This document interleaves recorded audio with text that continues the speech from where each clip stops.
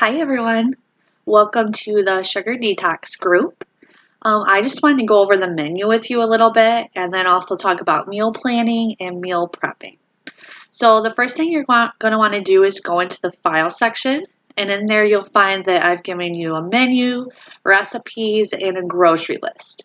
So go ahead and print those out so that you can go over them and get yourself familiar with them. And when you look at the menu, you can see that I have you eating several times a day. Like you're going to have breakfast and snack and lunch and a snack and then dinner. The reason we want you to eat every couple of hours is to keep your metabolism going. If you're not eating throughout the day, then your body's going to go into what's called starvation mode. And when that happens, you tend to eat things you shouldn't, like fast food and junk food, things like that. You tend to overeat. And then when you do that, because your body is in that starvation mode, it packs all that on as fat. And we definitely don't want that to happen. So just make sure that you're eating throughout the day. Another really good thing is to make sure you're drinking plenty of water. You actually should be drinking half your body weight in ounces every single day. So, for instance, if you weigh 150 pounds, then you're going to want to make sure you're drinking 75 ounces of water a day. That just keeps your body going. It helps with digestion. It helps with healthy weight loss. It helps your skin and your hair. It's very important that we drink plenty of water. So, like I said, you want to make sure that we're eating throughout the day. And if you do start to crave sugar, then that's probably because you're actually craving nutrients. So you want to be sure that you're getting clean, real food in. So if you do have to add something extra in, then you can add in fruit or protein or veggies, but we don't want to add a carb because there's lots of sugar in carbs, and that sugar will turn into fat and be stored in your body, so we don't want to do that. So what I do for my meal planning and my meal prepping is usually either Friday or Saturday. I sit down and I just write on a piece of paper Monday through Sunday, and I decide what I want to have each day. So for each dinner, I decide what snacks I want, what I'm going to have for lunch. I need to decide what I want to get my son for breakfast. So I just write everything down, all my meals, all the sides that are going with my meals, every single thing I need. And then what I do is I go through my cupboards and my refrigerator and I see if I already have some of those things. Can I cross that off my list? Because we don't want to be buying things that we don't need to, right?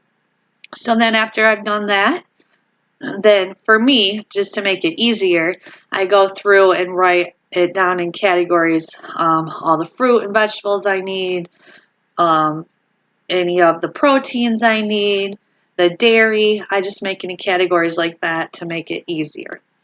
So if you have the money or the means to, there's a lot of easy things you can get at the store. They have pre-cut fruit, pre-cut vegetables, things like that. If you don't have the money for that, that's okay. You'll just have to cut them up yourself. That's what we do every week. You can get things like pre-portioned out Greek yogurt, but if you don't have the money for that, then you just get the big container and you can portion out yourself. That's perfectly fine. So like I said, I do my meal planning usually Friday or Saturday.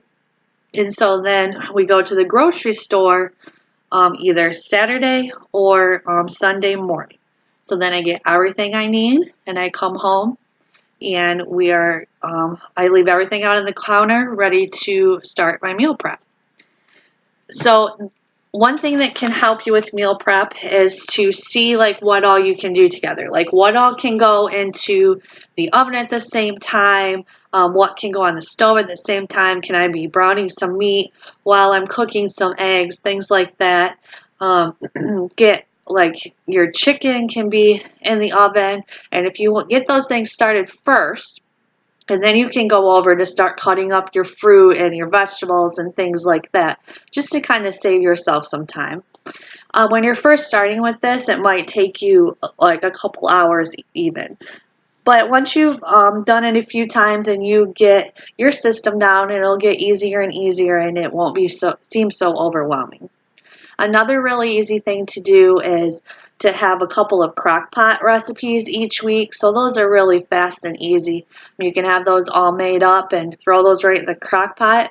Or for some reason, if you don't have time to do all of your meal prep on Sunday, then you could just get those ready, and then you whatever night you're going to have them in the morning before work, just throw it in the crock pot and it's ready for you when you get home. So those are some tips that will help you. So I hope that kind of explained a little bit about meal prepping and meal planning. If you have any questions, as always, you can post below or reach out to one of the coaches. I hope you have a great day. See you later. Bye.